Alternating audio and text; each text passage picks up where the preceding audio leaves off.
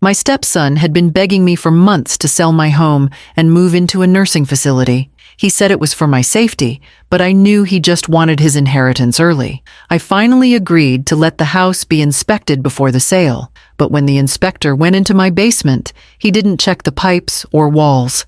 He came upstairs, looked me straight in the eye, and said, "Ma'am, before you sell this house, there is something hidden under your basement that you need to see. Before I reveal what was discovered beneath my home, make sure you subscribe to this channel and comment where you're watching from, because what I learned about my husband and this house changed everything I thought I knew about my life. My name is Helen Ward.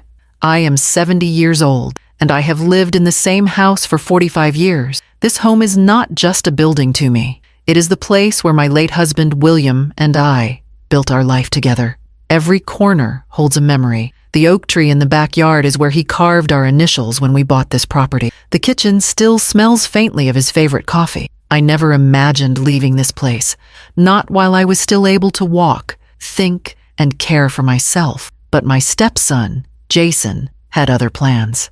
He started coming over more often after William passed, always with a sweet smile when the neighbors were around, telling them how much he cared about me. But when we were alone, his tone would change. "A big house like this isn't safe for someone your age," he said one afternoon, glancing around the living room with dollar signs practically glowing in his eyes.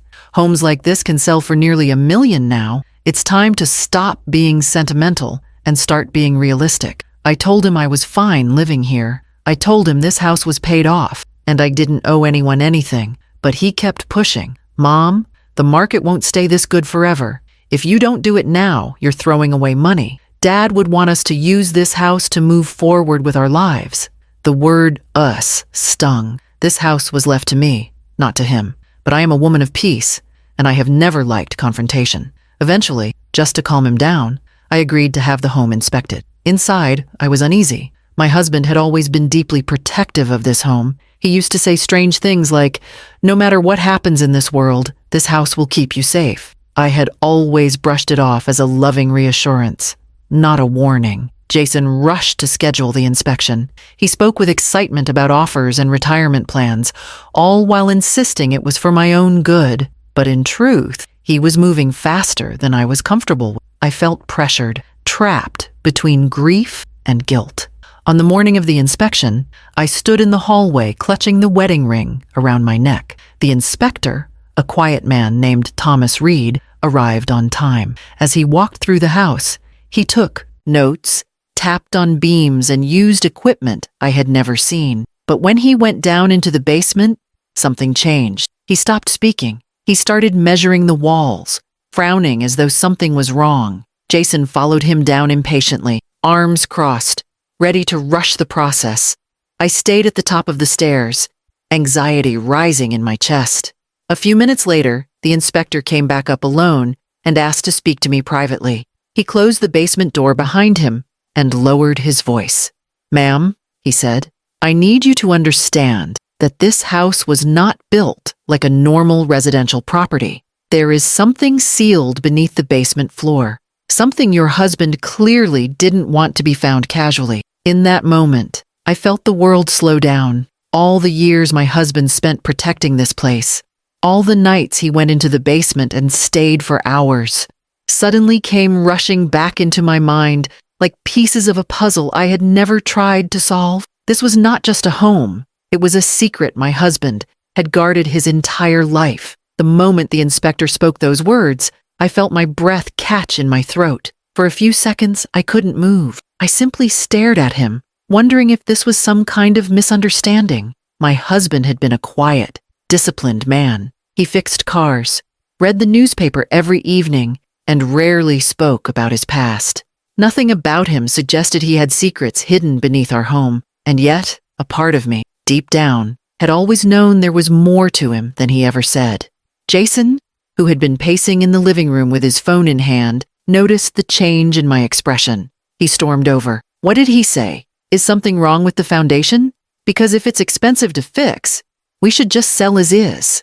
The inspector, Mr. Reed, remained calm, but his tone shifted to something firm and controlled. "Sir, I need to finish speaking with Mrs. Ward privately. He stepped between us, maintaining professional politeness while sending a clear message. This wasn't a casual finding. Jason's eyes narrowed. Whatever you have to say, you can say in front of me. I'm her family. Mr. Reed looked at him with a steady gaze. With all due respect, the deed is in her name, legally and ethically. I must address her first. Jason scoffed, but stepped back, muttering under his breath about overly dramatic inspectors. I turned to Mr. Reed, who lowered his voice even more. There are signs of a hidden sublevel beneath your basement floor, he said. The blueprints your realtor provided do not match the structure. Your property sits on reinforced concrete, consistent with Cold War design. This was not added by a normal homeowner. His words echoed in my mind. Cold War design. Why would a family home need military-grade construction? I felt a sudden wave of memory. Nights when my husband, William, would go down to the basement and stay there for hours.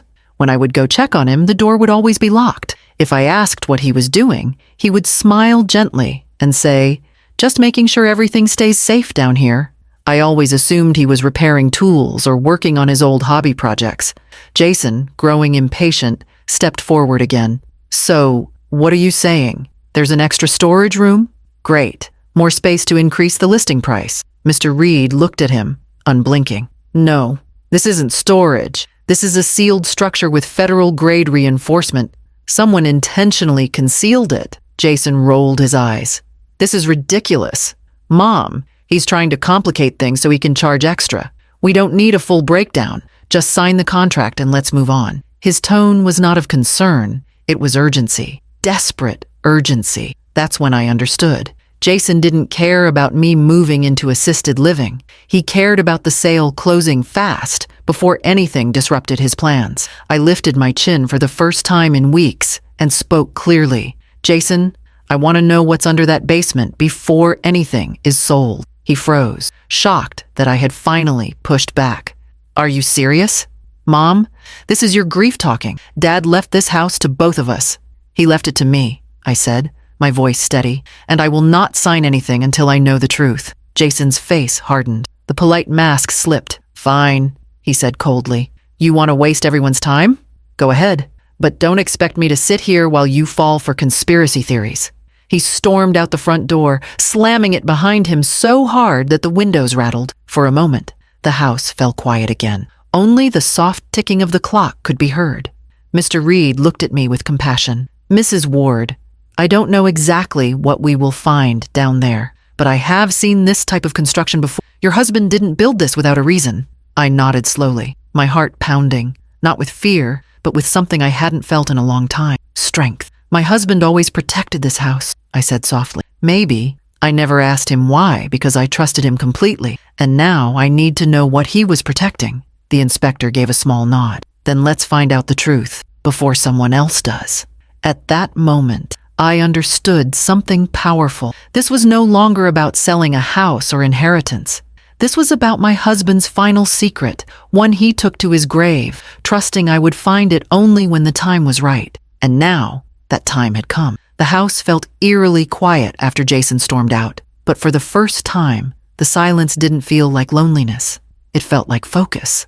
I stood at the top of the basement stairs with Mr. Reed beside me, my hand firmly wrapped around the wooden banister. My heart was racing, not from fear of what was down there, but from realization. My husband had trusted this house with something he never spoke of. He had trusted me to eventually uncover it. And now, at 70 years old, I was finally beginning to understand why he never wanted me to move. "Mrs. Ward," Mr. Reed said in a calm voice, "we should proceed carefully. I believe your husband installed something beneath your basement that wasn't meant to be found casually." His tone wasn't one of alarm. It was one of respect. He wasn't just an inspector anymore. He had become someone protecting more than a piece of property. He was protecting the truth. We walked down the stairs together. The basement was cool and dim, the air still. Boxes were stacked neatly where I had left them years ago, untouched since my husband's passing.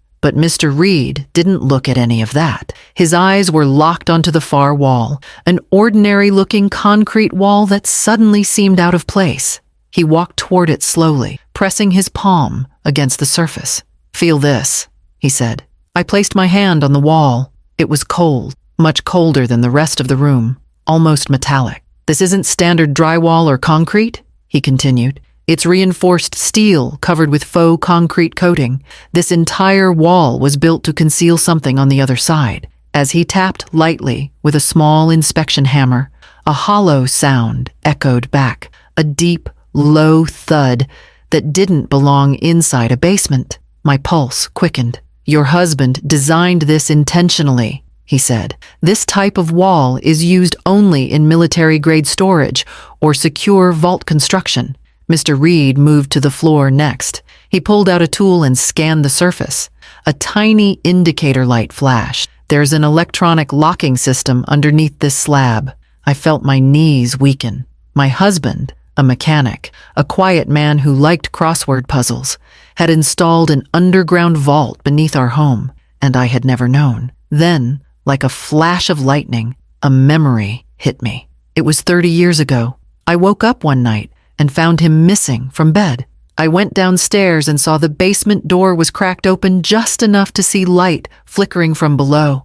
I remembered hearing a soft beep, like a keypad. When I asked him the next morning what he was doing, he kissed my forehead and said, "One day, if something ever happens to me, the house will tell you everything you need to know." At the time, I thought it was his way of comforting me. Now, I understood. Mr. Reed looked at me gently. "He left you clues.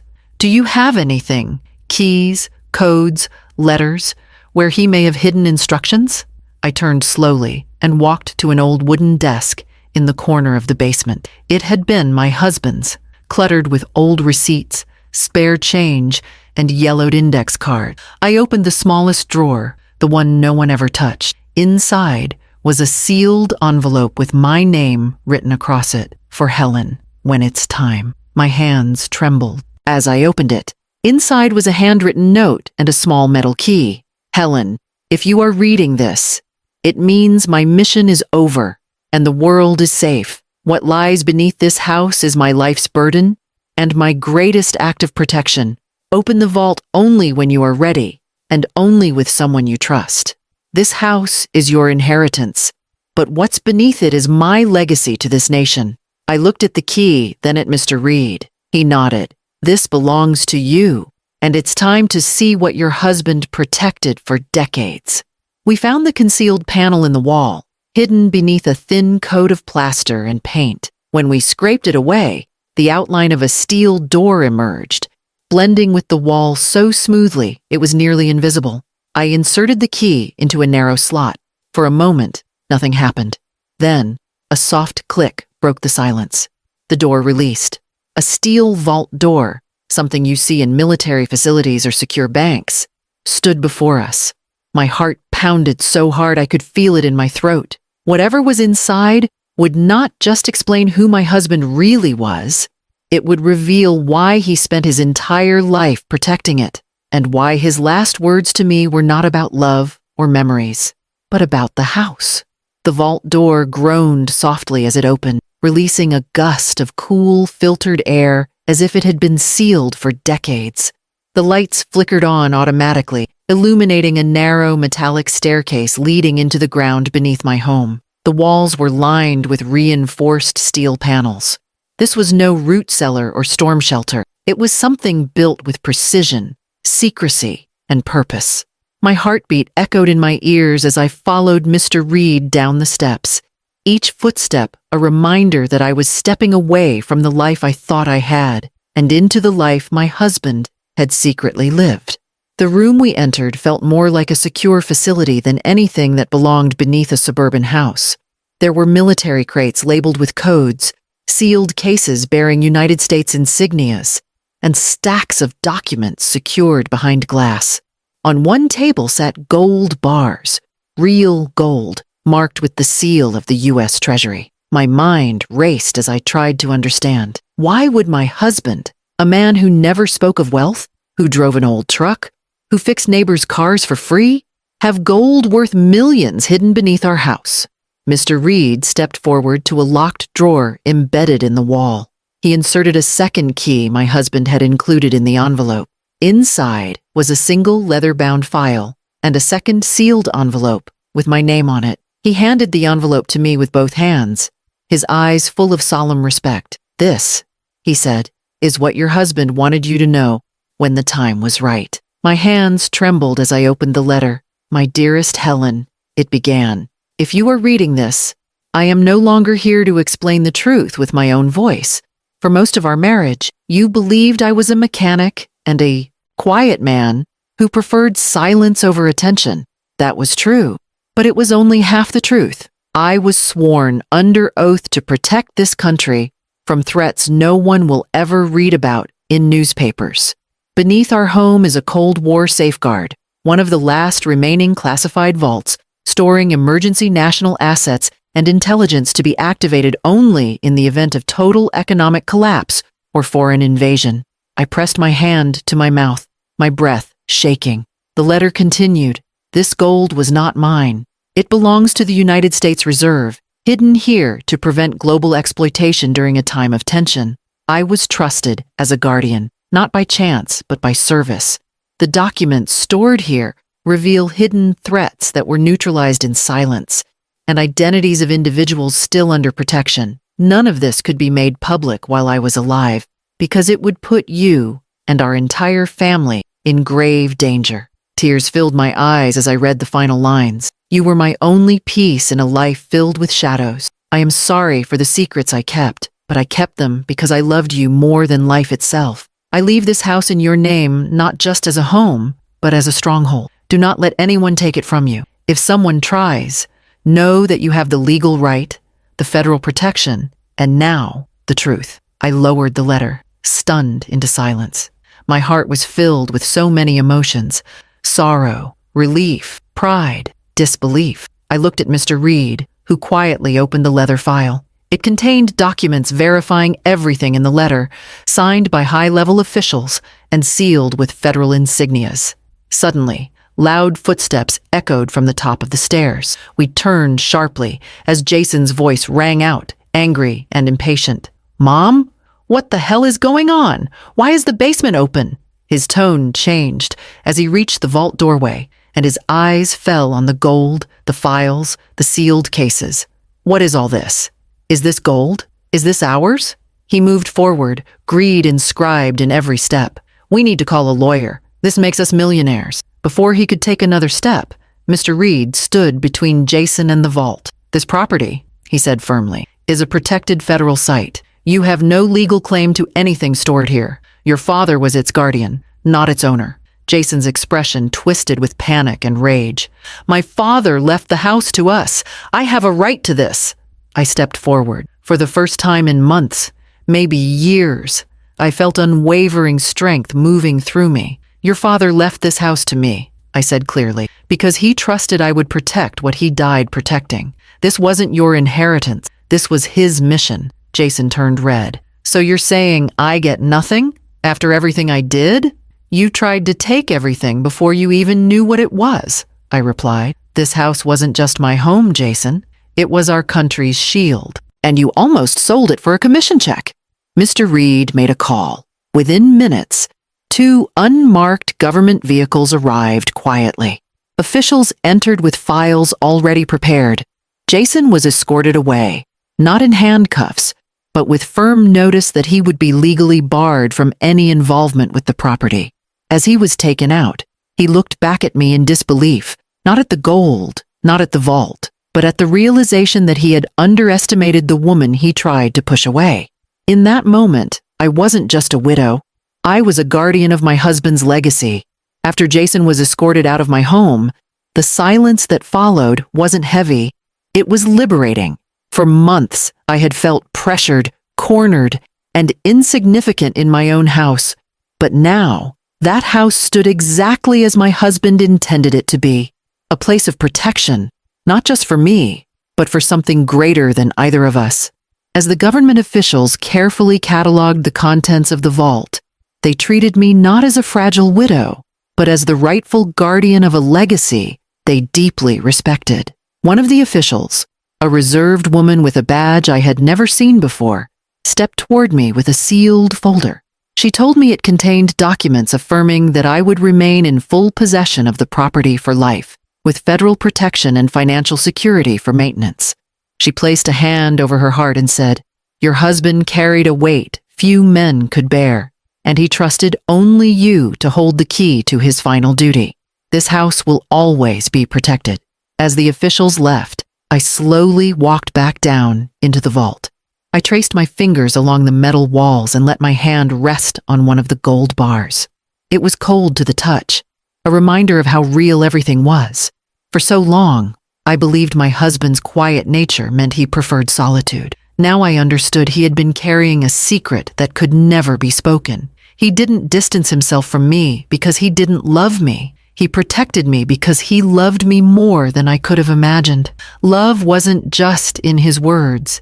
It was in every sleepless night he spent guarding this house, every precaution he took to shield me from danger, every decision he made to make sure I was safe long after he was gone.